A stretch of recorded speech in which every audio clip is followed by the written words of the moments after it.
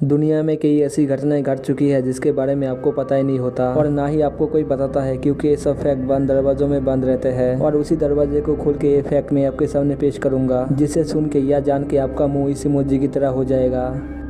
Fact number 3, हर second दुनिया में कहीं ना कहीं कोई कार एक्सीडेंट जरूर होता है। ये हादसे कभी सामान्य और कभी कभी जानलेवा भी होता है। एक्सीडेंट की गणित को अगर समझा जाए तो 99% हादसों का कारण लापरवाही के अलावा और कुछ नहीं होता है। इनमें भी सबसे बड़ा कारण ओवर स्पीडिंग होता है। इंडिया की आंकड़ों पर गौर किया जाए तो हादसों में होने वाली 70% मौत ओवर स्पीड में कार चलाने के कारण हर साल होती है। ऐसा नहीं है कि ये केवल इंडिया में ही होता है, दुनिया में भी यही हाल है। लेकिन क्या आपने कभी सोचा है पहला कार एक्सीडेंट कब, कैसे और क्यों हुआ था? इस एक्सीडेंट का एक जवाब बिल्कुल वही है जो आप सोच रहे हैं। पहला एक्सीडेंट भी तेज रफ्तार और लापरवाही की वजह से हुआ था। इसमें एक जानी मानी खगोल शास्त्री की मौत भी हो गई थी। हालांकि पहले हादसे को लेकर कुछ विरोधाभास जरूर है, क्योंकि पहला हादसा 1834 का बताया जाता है, जिसमें 4 लोगों की मौत भी हो गई थी। लेकिन रिकॉर्ड में 10 पहला हादसा 1869 का है, जिसमें एक महिला की मौत हुई थी। आइए जानते हैं दुनिया की पहली कुछ कार एक्सीडेंट की। कार का बॉयलर फटा। जॉन स्कॉट कासेल नामक व्यक्ति अपनी 4 दोस्तों के साथ कार की सवारी कर रहा था। अचानक कारों पे तेज धमाका हुआ और चारों की मौके पर ही मौत हो गई। ये हादसा 1834 में हुआ था। पहले तो धमाके के कारणों का पता नहीं चल सका, लेकिन जांच के बाद कारण सामने आया। एक स्टीन कार थी और इसमें ज्यादा भाप बनने के चलते इसका बॉयलर फट गया था, जिसके चलते विस्फोट हुआ। हालांकि इसे एक्सीडेंट के तौर पर देखा नहीं जाता है, क्योंकि ये एक तकनीकी खराबी थी। नेक्स्ट कार हादसे 1869 में हुए हादसे को पहला कार एक्सीडेंट माना जाता है। इस हादसे में मशहूर खगोल शास्त्री मैरी बर्ग की मौत हो गई थी। मैरी तेज रफ्तार से अपनी कार चला रही थी।